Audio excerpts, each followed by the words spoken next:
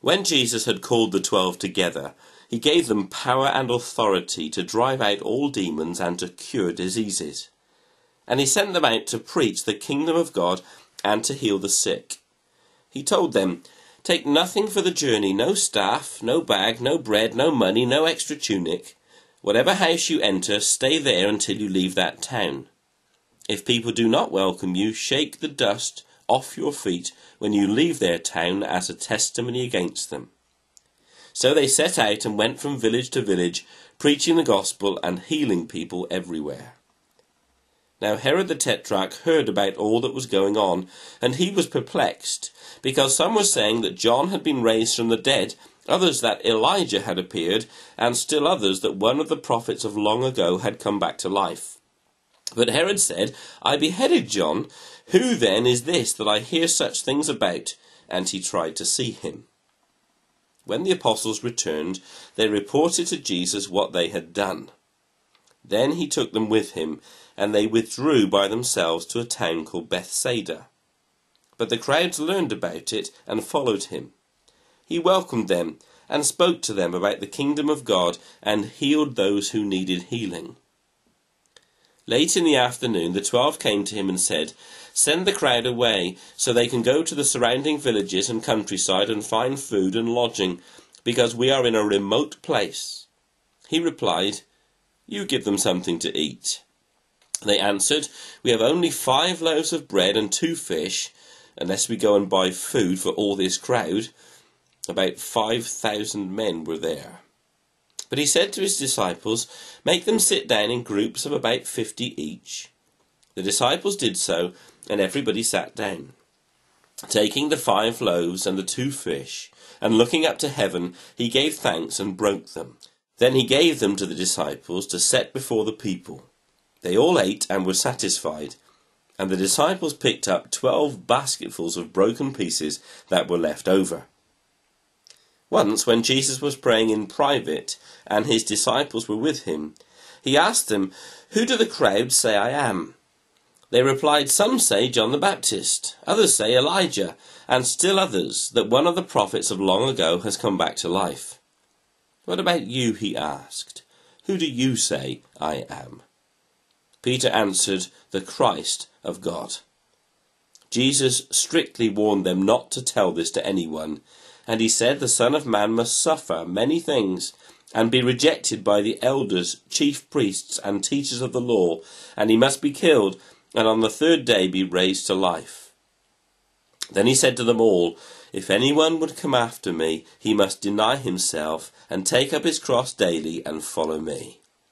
For whoever wants to save his life will lose it, but whoever loses his life for me will save it.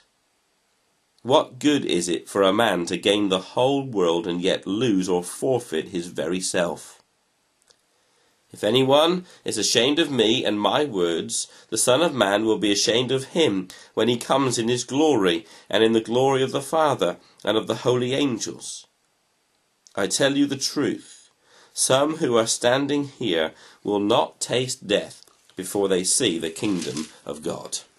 About 8 days after Jesus said this, he took Peter, John, and James with him, and went up onto a mountain to pray. As he was praying, the appearance of his face changed, and his clothes became as bright as a flash of lightning. 2 men, Moses and Elijah, appeared in glorious splendor, talking with Jesus. They spoke about his departure, which he was about to bring to fulfillment at Jerusalem. Peter and his companions were very sleepy, but when they became fully awake, they saw his glory and the 2 men standing with him.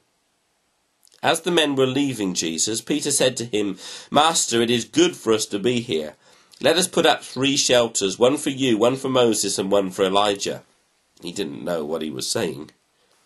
While he was speaking, a cloud appeared and enveloped them, and they were afraid as they entered the cloud. A voice came from the cloud saying, "This is my son, whom I have chosen. Listen to him." When the voice had spoken, they found that Jesus was alone. The disciples kept this to themselves and told no one at that time what they had seen. The next day, when they came down from the mountain, a large crowd met him. A man in the crowd called out, "Teacher, I beg you to look at my son, for he is my only child. A spirit seizes him, and he suddenly screams. It throws him into convulsions so that he foams at the mouth. It scarcely ever leaves him, and is destroying him. I begged your disciples to drive it out, but they couldn't." "O unbelieving and perverse generation," Jesus replied, "how long shall I stay with you and put up with you? Bring your son here." Even while the boy was coming, the demon threw him on the ground in a convulsion. But Jesus rebuked the evil spirit, healed the boy, and gave him back to his father. And they were all amazed at the greatness of God. While everyone was marvelling at all that Jesus did, he said to his disciples, "Listen carefully to what I am about to tell you.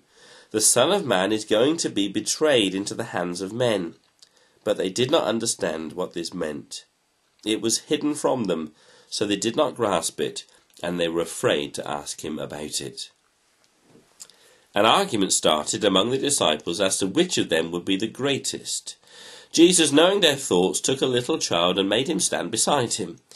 Then he said to them, "Whoever welcomes this little child in my name welcomes me, and whoever welcomes me welcomes the one who sent me. For he who is least among you all, he is the greatest." "Master," said John, "we saw a man driving out demons in your name, and we tried to stop him because he's not one of us." "Do not stop him," Jesus said, "for whoever is not against you is for you." As the time approached for him to be taken up to heaven, Jesus resolutely set out for Jerusalem. And he sent messengers on ahead who went into a Samaritan village to get things ready for him. But the people there did not welcome him because he was heading for Jerusalem. When the disciples, James and John, saw this, they asked, "Lord, do you want us to call fire down from heaven to destroy them, even as Elijah did?" But Jesus turned and rebuked them. And he said, "You do not know what kind of spirit you are of. For the Son of Man did not come to destroy men's lives, but to save them." And they went to another village. As they were walking along the road, a man said to him, "I will follow you wherever you go." Jesus replied, "Foxes have holes, and birds of the air have nests, but the Son of Man has nowhere to lay his head." He said to another man, "Follow me." But the man replied, "Lord, first let me go and bury my father." Jesus said to him, "Let the dead bury their own dead, but you go and proclaim the kingdom of God." Still another said, "I will follow you, Lord, but first let me go back and say goodbye to my family." Jesus replied, "No one who puts his hand to the plough and looks back is fit for service in the kingdom of God."